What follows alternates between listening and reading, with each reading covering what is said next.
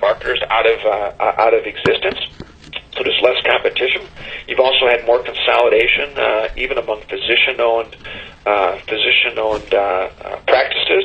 So there's hospital consolidation now. There's a lot more mergers. There were 95 hospital mergers in 2014. There were 98 in 2013, and there were 95 in 2012.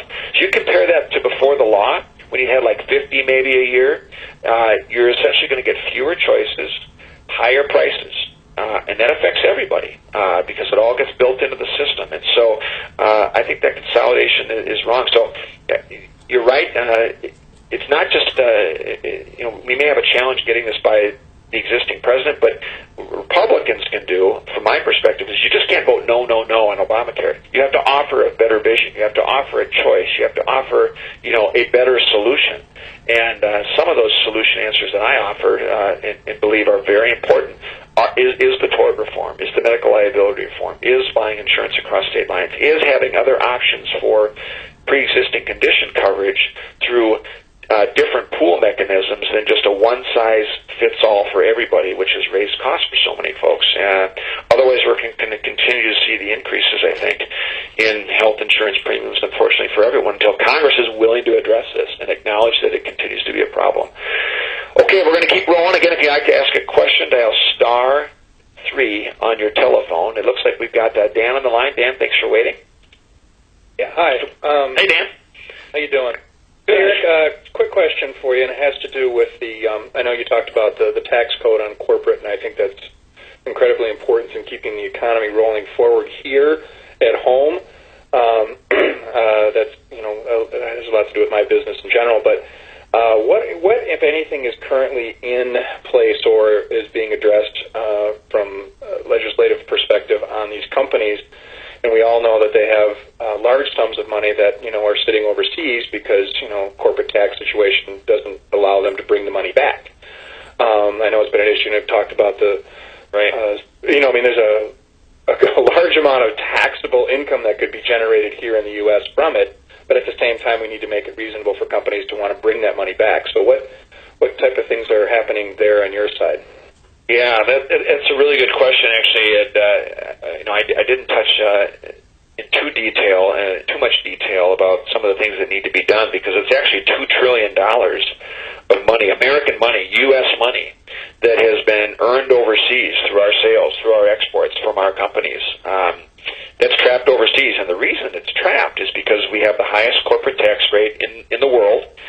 We have an international tax system that is very different than what other countries have. They make it very difficult to return these earnings without having a very high tax penalty.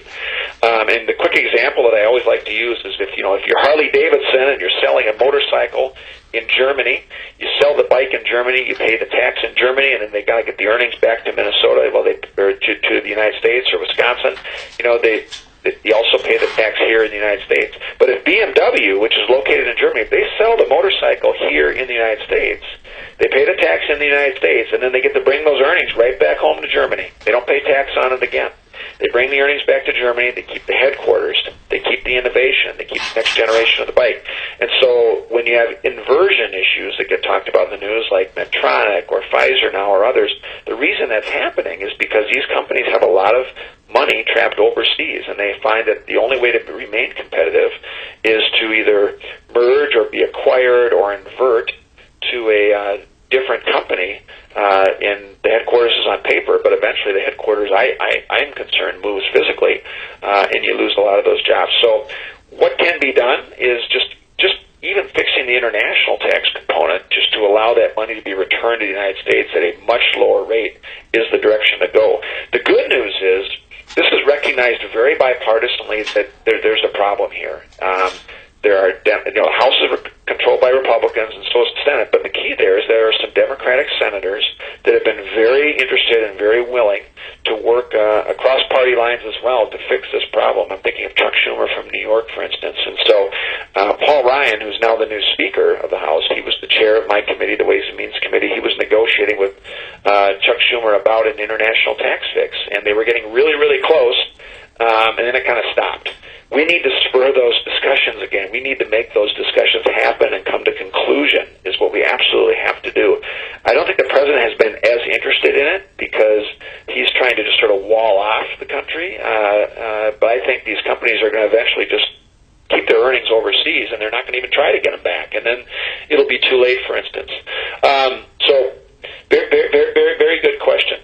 We're going to keep rolling on our question. Actually, let me ask a survey question, if I can.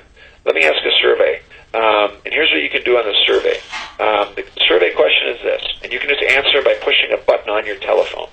Should the federal government pause in relocating Syrian refugees to the United States to ensure that we have an adequate vetting process in place? So that's my question. Should we pause? Should the federal government pause? Should we pause relocating Syrian refugees to the United States to ensure we have an adequate vetting process in place? And this goes back to what the House has already voted on, but the Senate has not taken action. The President has raised concerns about it. So if you think that, yes, we should take a pause, press 1 on your telephone. If you think, no, that's not necessarily, we should just continue the refugee movement as is, press 2. And 3, if you're unsure, because you don't have all the information, and sometimes you need to know more info, just press 3 if you're unsure or don't have an opinion yet. Because sometimes it's not just a simple yes or no. But the question is, should the federal government pause relocating Syrian refugees to the United States to ensure we have an adequate vetting process in place before it's opened up again? Press 1. 2, if you think, no, it's not critical, that's not the central point, don't need to do that, press 2. And 3, just press 3 if you're unsure, because again, you don't have all the information. So just trying to give sort of an honest assessment. And it's a good snapshot. Again, this is just not a scientific poll.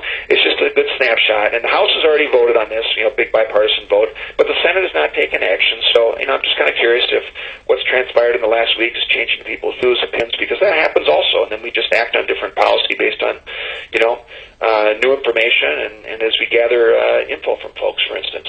All right, we're going to roll back into the questions again. Dial *3 on your telephone. We're going to go to George in Bloomington. George, thanks for waiting. Thank you for having these meetings like this. Yeah, thanks for waiting. 2 issues.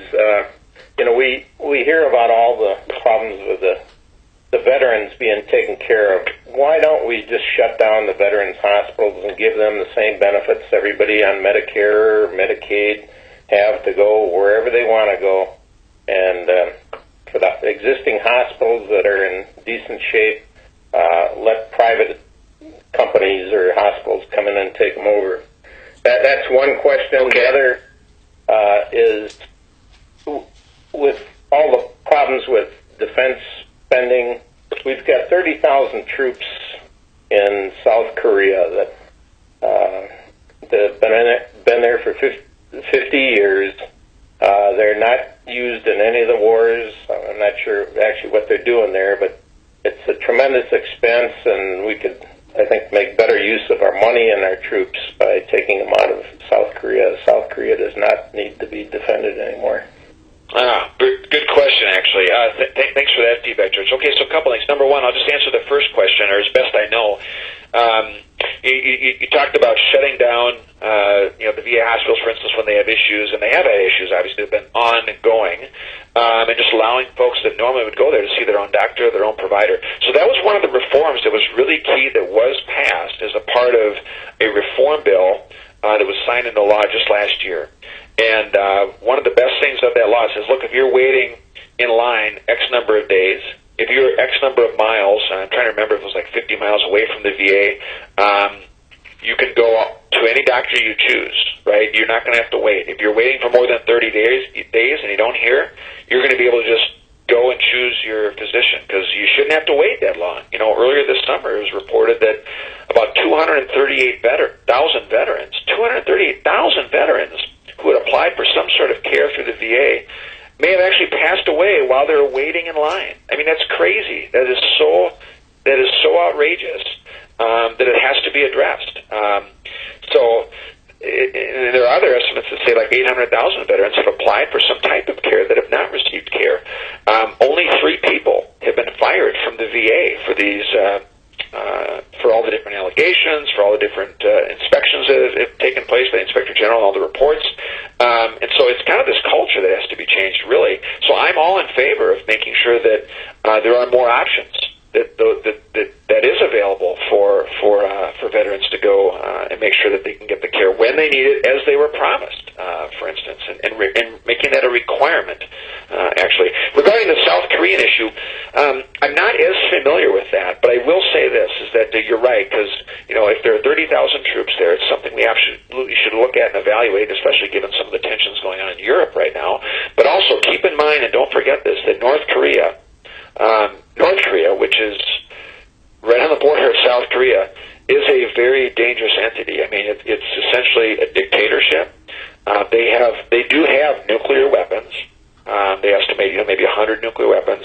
They have the capability, or the suspected capability, of actually, with their missile system, of reaching the United States. And this is a guy who is not very sound mind, for instance. So just something to pay attention to. And it's probably one of the reasons why, for stability, that's been the case. Maybe the North Koreans, sort of respond to that sort of stability when the South Koreans have an interest there. But we shouldn't have bases open simply because of economic development or economic enhancement. It's got to be for safety and for security and the direct interest to the United States. And so that's why that's kind of an ongoing basis, for instance. Okay, we're going to keep rolling with the questions. It looks like we've got Larry on the line from Eden Prairie. Thanks. Hello. Hey, Larry. Thanks for waiting. Yes, thank you. So I would like to thank you for these town hall meetings. Yeah. But I've got two comments. The first is, I have been to the VA. I have gone through their system. I have not had any of the problems that all these people are talking about. Got it. And I'm curious, Ron, Larry, were you at the Minneapolis VA locally? Yes, Minneapolis VA. Yeah. Got it. Good. And I had operations done there.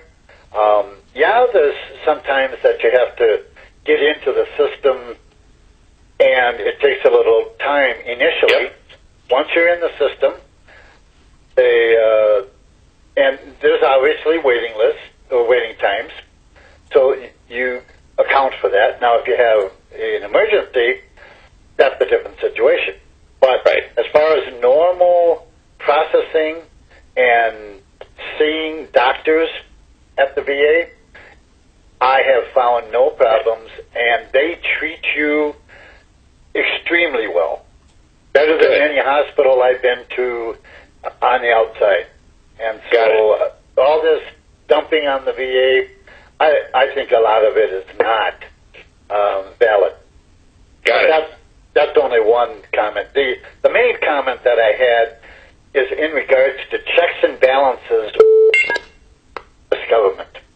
I'm talking about IRS overspending, Medicare fraud, senator and representative fraud, not you, of course. Yeah.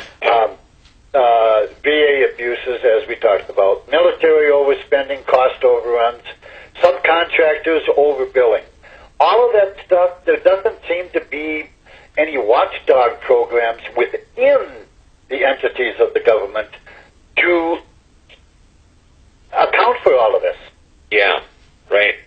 Well, let me answer it this way. First of all, I just want to start by thanking you for your service. I have really good reports, actually, from the folks that use our VA, actually, here in Minneapolis. Really, really good feedback. So thanks for sort of reaffirming that. And part of it is just making sure that, Minnesota, we always do things better in general, but we have a pretty good level of attention that I think the local VA, spends time with us and the delegation, and all of a sudden, I'll go over there and spend time with them. I'm always impressed with what they're doing over there, which is really, really gratifying. There have been problems in Arizona and Denver and some other areas in particular, and I think those have been kind of the highlighted areas that need to be addressed, and hopefully will continue to be. On this checks and balances issue that you mentioned, it's a really good point because, and this gets into the whole budget issue and, the national debt even and sort of, spending. But, the bottom line is that, from my perspective is, the government's always going to be spending money, and you deserve a government that's spending its money as wisely as you would spend it. I mean, that's what you deserve. That's what you expect. That's what I expect. And, on my committee, on Ways and Means Committee, we really have sort of the oversight over the IRS. And one of the biggest frustrations with the IRS is, they were going on these conferences that were very lavish and staying in places that were very questionable, and some of the practices were going. And at the same time, lo and behold, it was found out that they were targeting people and individuals based on their personal beliefs at the same time. And that's why there was such, an outbreak of outrage over that whole situation. And he had Lois Lerner, who was overseeing this area in the IRS, plead the fifth and not, report back. And so you got a lot of unaccountability, right? Hard drives disappearing, emails disappearing, all that stuff. And it's a significant issue from trust and transparency and openness in government that is expected. But one thing I think that should happen is that anytime you have a government program, I think it should be sunsetted. You should make any agency, any program, always come back and have to justify itself in terms of saying this is what we accomplished. Here are the benchmarks we met. It's just good standard practice. It's good project management, and it's good business behavior. And so that doesn't happen, unfortunately, because these programs get built into the budget. They automatically get increased. They aren't scrutinized. And if you just have sunset clauses, I think it'll help prevent a lot of the waste, fraud, and abuse. I mean, just in the IRS alone, a few years ago, it was identified just in the area of tax returns, for instance. I mean, and this is crazy. Think about this. Literally, 24,000 tax refunds were sent to one mailbox. Totaling about $46 million. So, that's where the agency needs to focus its attention on, is eliminating that type of fraud and that type of abuse, which is actually really critical and the opportunity to save a lot of money. All right, we're going to keep rolling on with our questions, and it looks like I've got, it looks like next on the line is Scott from Brooklyn Park. Hello. Hey, thanks for waiting. Yes, thank you.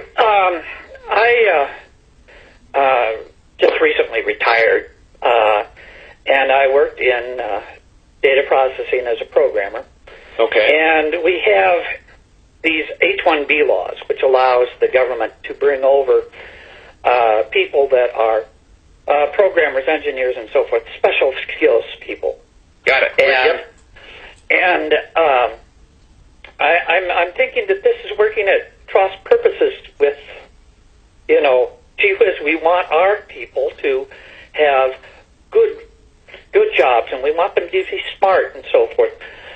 But at the same time, we don't want to pay them. We want to have them be in competition with the rest of the world. And there's also a problem with that, in that, like in the place that I work was a bank, one of our larger banks here in Minneapolis. And we have a very eclectic group of people doing our data processing. There are people from India. There are people from China. There are people from the Middle East, from all over. And they are very smart, and they, in fact, are working for quite a bit less. An example of this would be that when we had a big downturn in data processing here in Minnesota, and Target had the chance to bring in a number of H-1Bs for the people here locally. They had reverse auctions.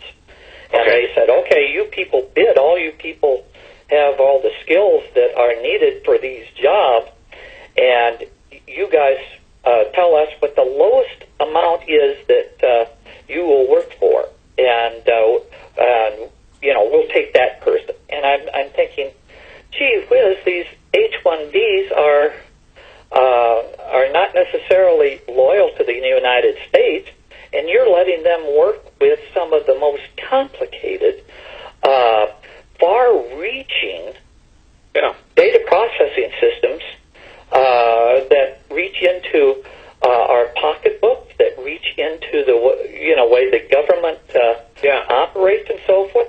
So many different, even our electrical grid and so forth. So let me just give you some. Can we get the number of H-1Bs reduced?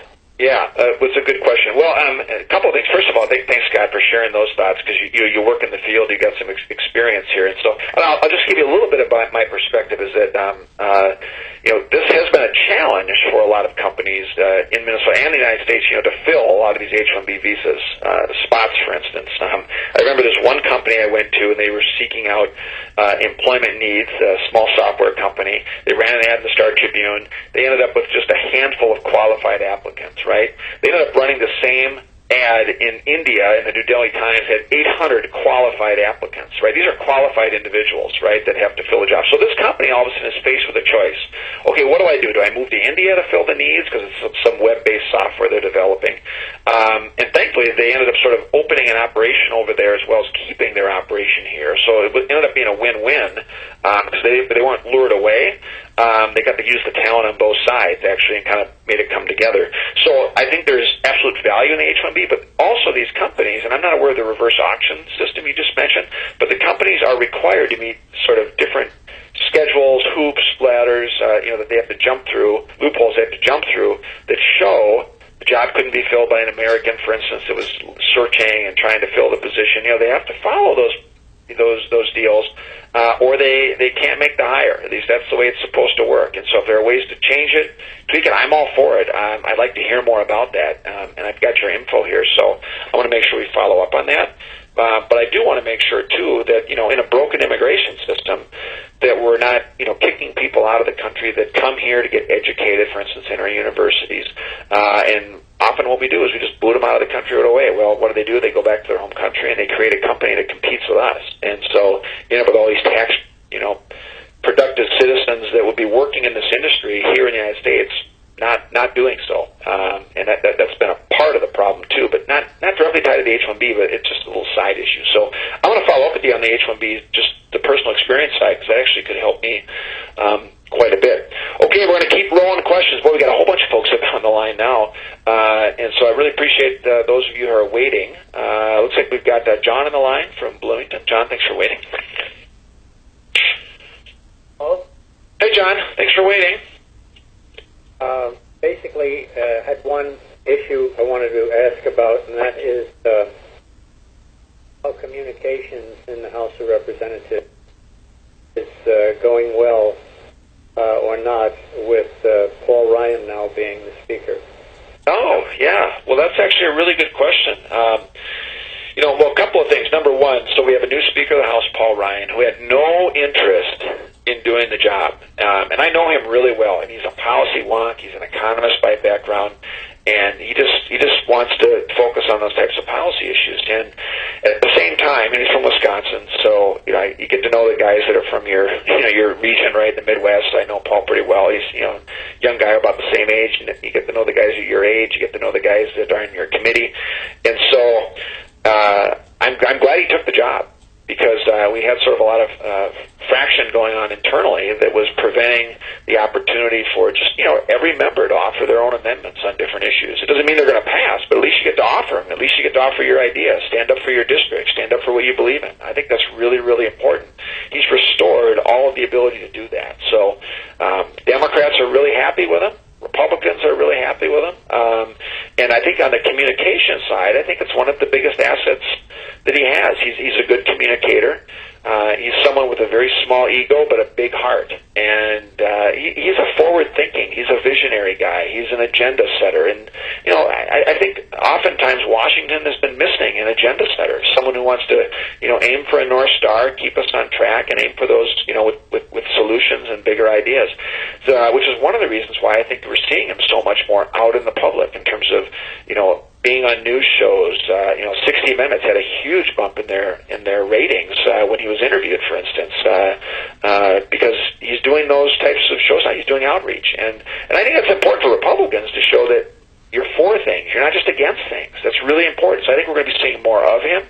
I think he'll help set a broader agenda that the country can get behind to fix some of these issues, especially around growing the economy, which growing the economy, will avert a debt crisis, will avert, deficits and debt and all that sort of thing, which I think would be very important. So that's the opportunity, I think, with the new speaker in particular.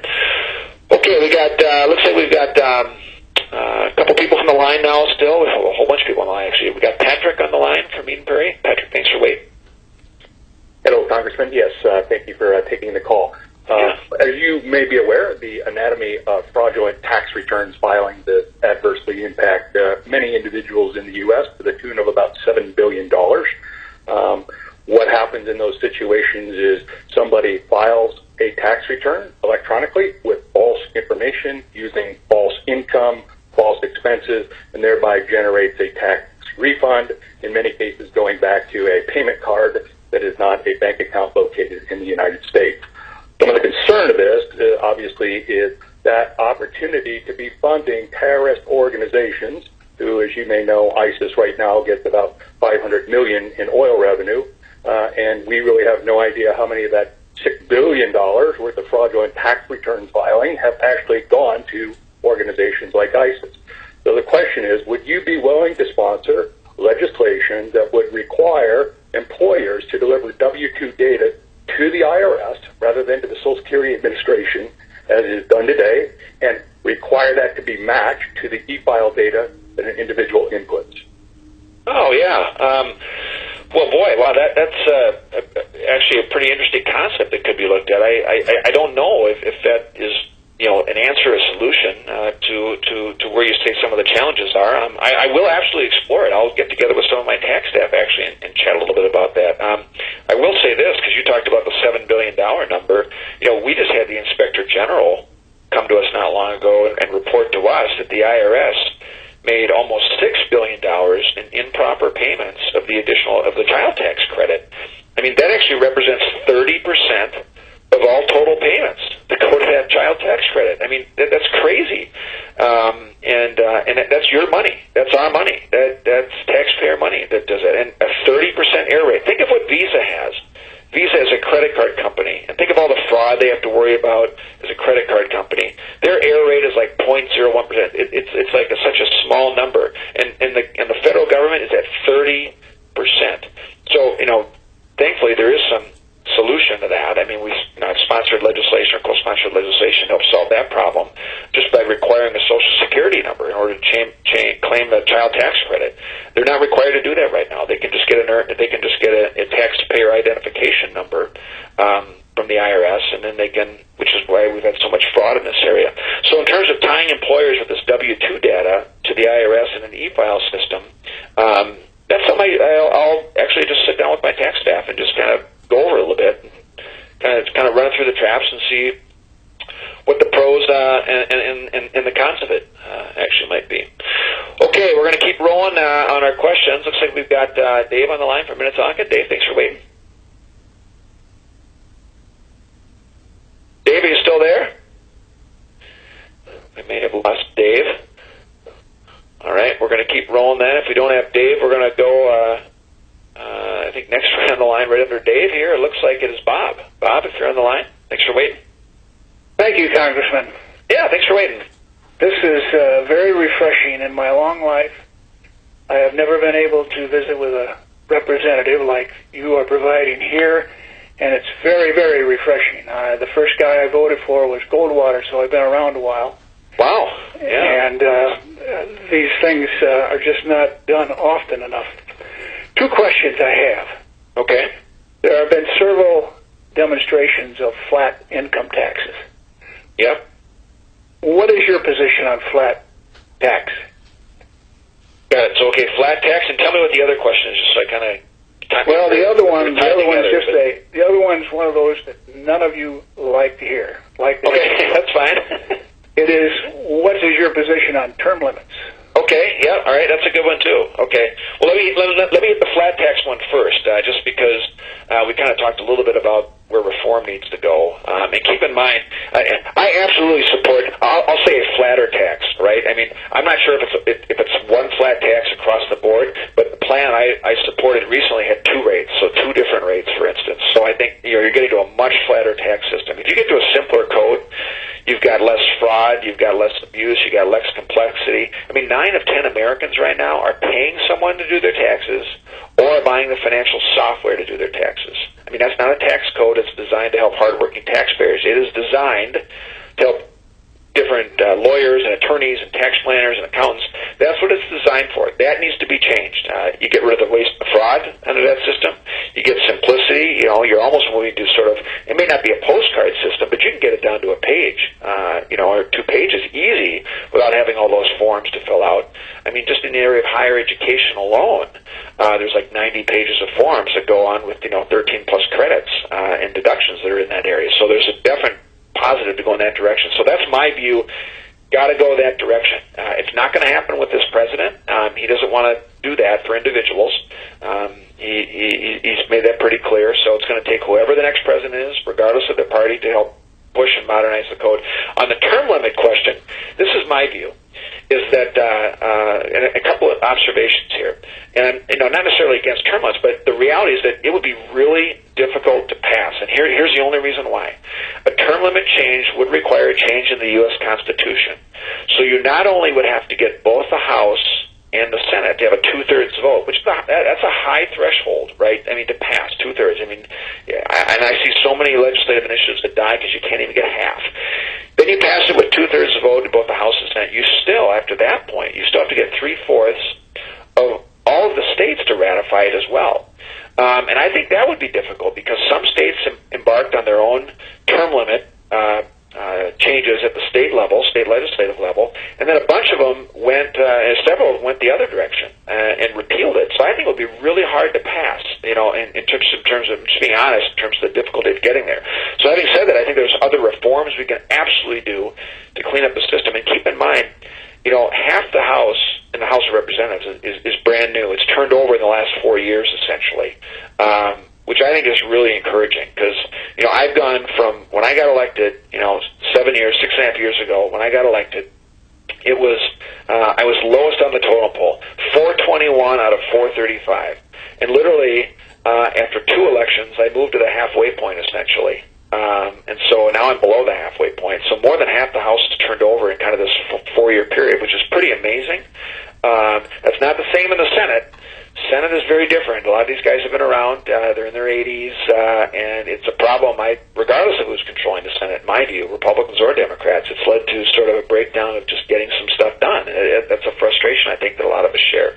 So those are just kind of some observations or thoughts just in those different areas. Okay, we're going to keep rolling on. We got Alice now in Bloomington. Alice, thanks for waiting. Yes, I would like to affirm the question of bringing the animals that the service can use. I'd like to see that they come home with those animals and be used as rehabilitation. The other thing is disabled war veterans from World War II. And if they're 100% disabled, they do have a small monthly compensation. But the minute that they die, there is no compensation left for the spouse. And it would be very helpful if a portion of that monthly dispensation could be validated for the living spouse.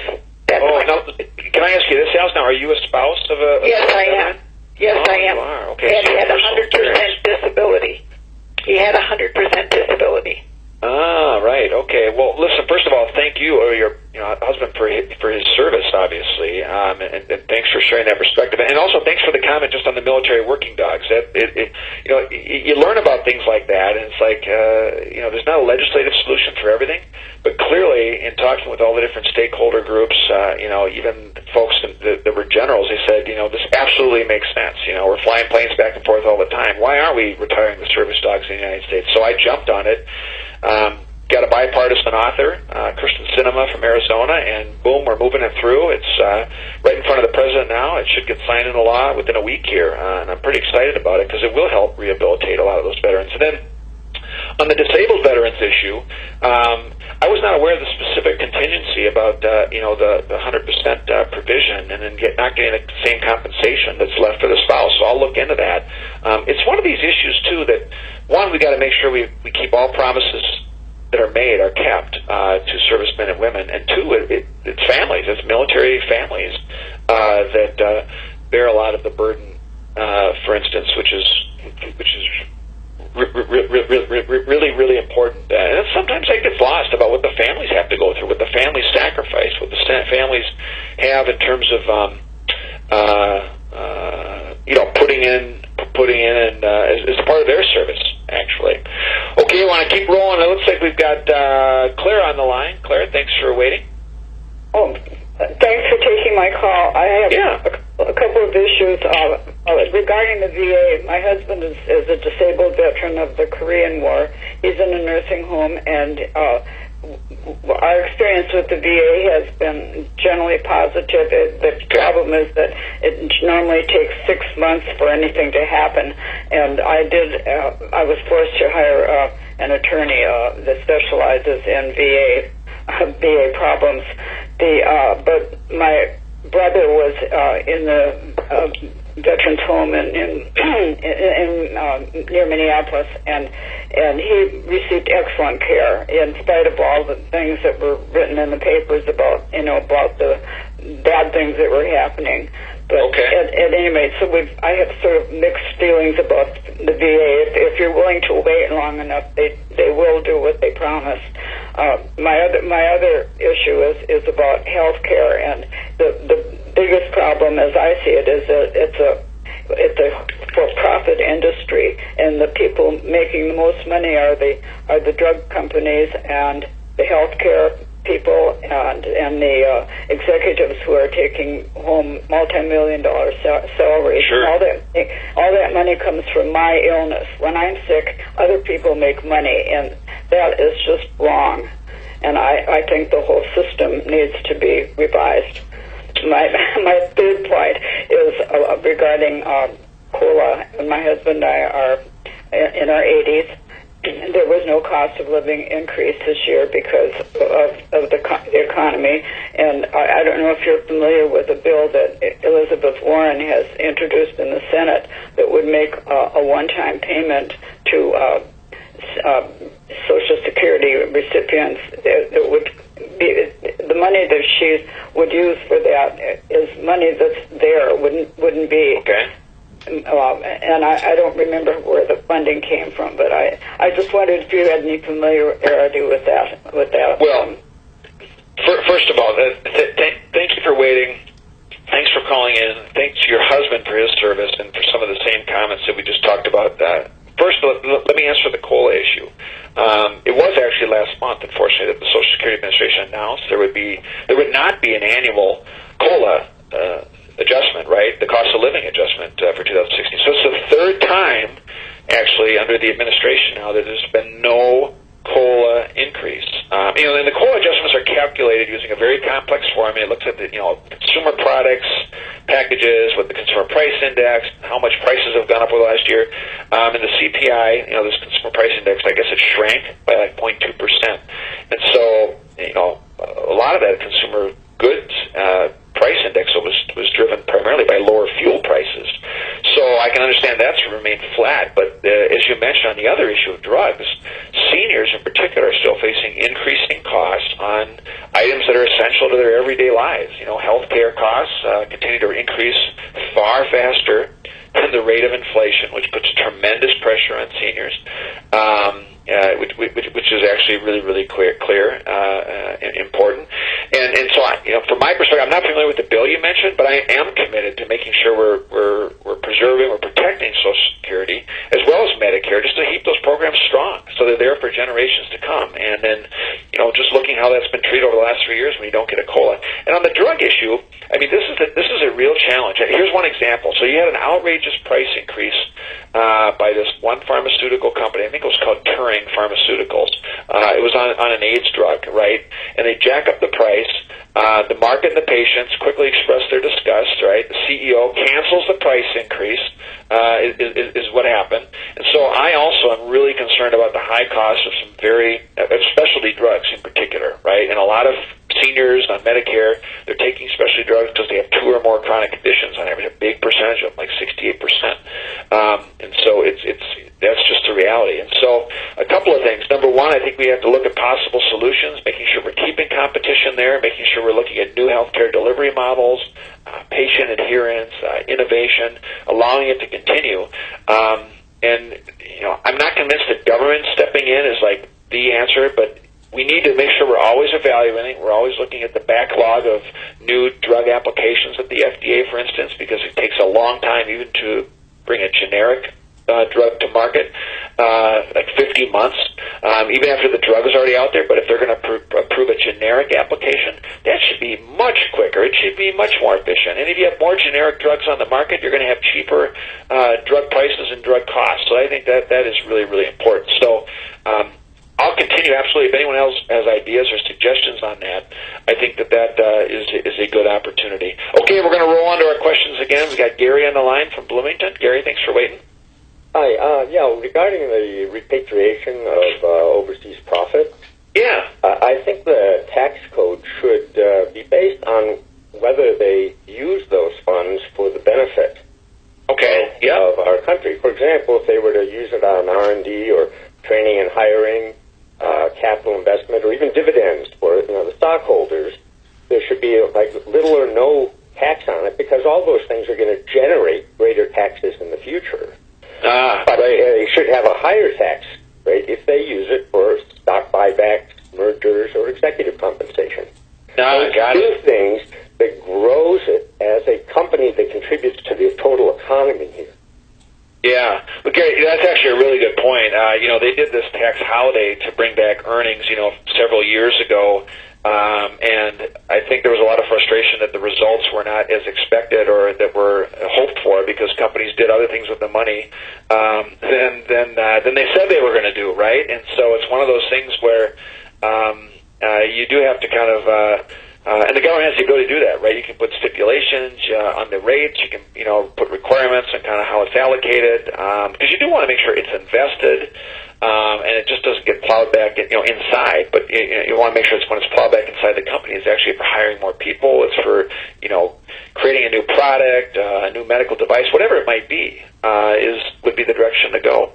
Boy, a lot of folks I know we have a bunch of folks have been waiting on the line. We are going to have to close the lines, but don't hang up. Please don't hang up, because anybody who's on the line automatically goes into a queue. They go into the system, and I or someone on my staff will get back to you within the next day. Well, tomorrow's Thanksgiving, so you're gonna have to wait a day before we get back to you. But I do want to make sure I get your feedback, your thoughts on any idea, any suggestion, any of our conversations we had today. And most importantly, I just want you to know that I am always have an open door. A big part of my job is just listening and learning. I don't have all the answers to a lot of these challenging questions, but I will work my hardest. It's a great privilege to represent you, and that's how I treat it, as a privilege. I care not only about the future for my 4 daughters, I care about making sure our country remains strong, and that there are future opportunities for each and every generation that all of you are a part of. And so I thank you for that. I wish you the best Thanksgiving weekend, and I look forward to staying in touch. You can always reach me on the website at paulsen.house.gov, even on Twitter, on Facebook, etc. But I do value your input, your advice, and your thoughts. And I know it's not always possible to agree on everything, but I will have that open door and always be a good listener, and have a wonderful weekend. And again, if you're on the line, stay on the line. You'll go into a voicemail, and we'll get right back to you.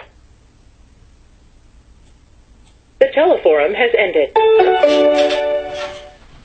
Thank you again for participating in my telephone town hall meeting. I'm sorry I was unable to get to everyone's question, but please feel free to leave my staff a voicemail with any questions, comments, or concerns from the call. This is an emergency.